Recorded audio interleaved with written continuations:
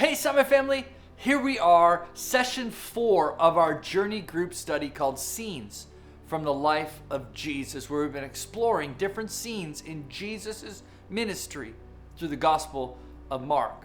Well, we believe deep in our hearts that God has something unique to say to each one of us, and through these groups, that you will be encouraged, inspired, and strengthened as you develop authentic community together.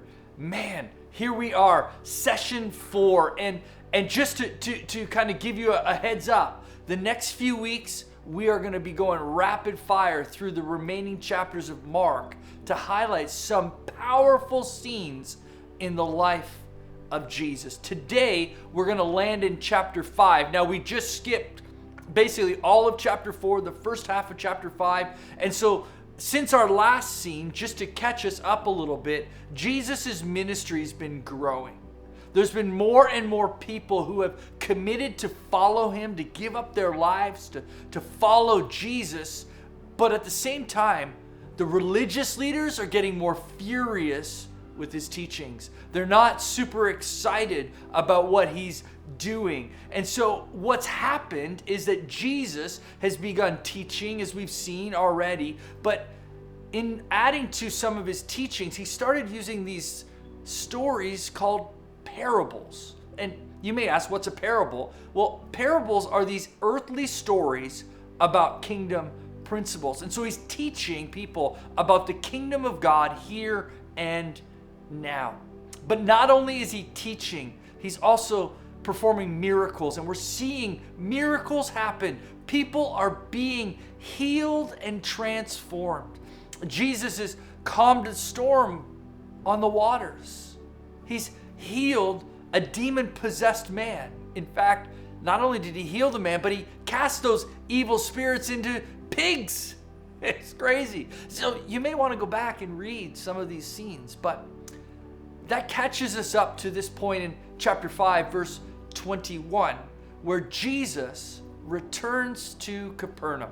Now, just to remind us, Capernaum is the place where Jesus was teaching when the 4 men picked up the mat to bring the paralytic to him and lower him before Jesus, and Jesus healed his heart and transformed his life, and man, things began to happen. So as he's returning to Capernaum, there's a great crowd of people that are waiting to see him, to meet him, to hear his story, to be transformed, because word, well, it spread quickly, and everybody, and I mean everybody, wants to see Jesus. And in this scene, we're going to get a glimpse of 2 individuals in particular that come to Jesus, that experience Jesus' presence, that changes their lives. The first individual is a man named Jairus. Now, Jairus is a local leader and a father, and he comes desperately seeking Jesus to heal his daughter who is sick. At the same time that this is happening, there's a woman in the crowd who's been suffering from this bleeding illness for years. She's an outcast, and she's desperate for healing.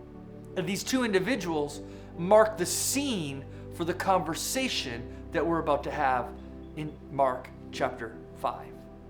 And so you have these 2 individuals, Jairus, who's coming to Jesus for his daughter, and this woman who's coming to Jesus for personal healing. And the contrast between these 2 needy people is striking, and it reveals to us the wideness of Jesus' love and his mercy for all people. You see, Jairus, as we talked about already, is an important synagogue officer. It means that he's of higher class. And this woman who is anonymous, ultimately a nobody in society or around. And yet Jesus welcomed and helped both of them. Jairus was about to lose his daughter, who he's had the excitement and the joy of growing and seeing develop for 12 years, happiness in his life. And at the same time, you have this woman who's about to lose an affliction that had been brought and weighing on her for 12 years of sorrow. And yet Jesus meets them both. N.T. Wright, a modern theologian and an author and preacher, says these words: "The flavor of the outer story adds zest to the inner one.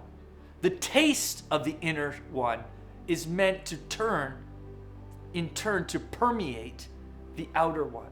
The outer story is about Jairus, one of the local synagogue presidents, and particularly his 12-year-old daughter. And the inner story is about a much older woman who, for the same 12 years, has suffered from internal bleeding. He goes on to say, both stories are about fear and faith. Both stories are about fear and faith. And they're also about the power of Jesus to take people from one to the other, to move them from fear to faith, to move them and to transform them. The scene is marked and a marker of faith.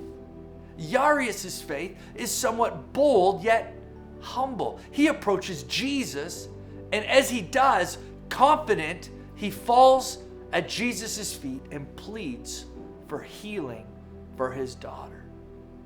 And on the other side of the spectrum, you have this woman and her faith, which is shy and timid. She's actually trying to hide in the crowd. And all she wants to do is touch Jesus to find healing. Two extremes. And what's amazing about these two extremes is that there's this great lesson for each of us.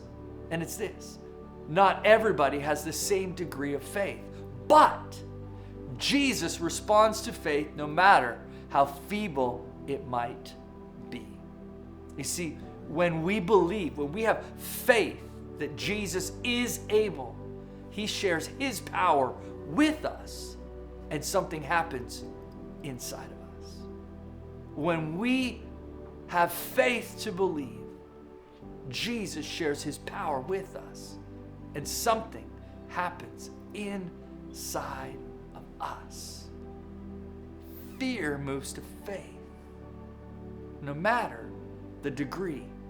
Bold, humble, shy, timid, Jesus responds to faith.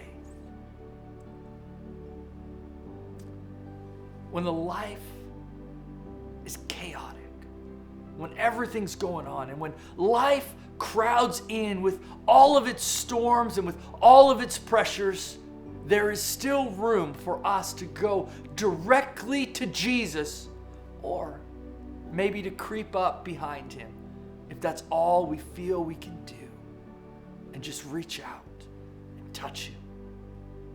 And in that odd mixture of fear and faith that characterizes so much of Christian discipleship, we see God move. He pours out his power on us and does something inside us. So let me ask you this question. When storms and fears of life hit, how do you respond? Or maybe let me phrase it this way.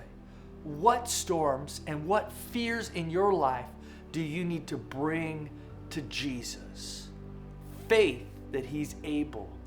Fear and faith, this mixture that characterizes much of Christian discipleship, to see God move in and through you. Well, I'm going to turn it back over to your journey group leaders, and they're going to take you through a series of questions to help you wrestle through this content. And I pray that God would speak into your life, that he would change and transform you and your situations, and that your real life would encounter authentic faith.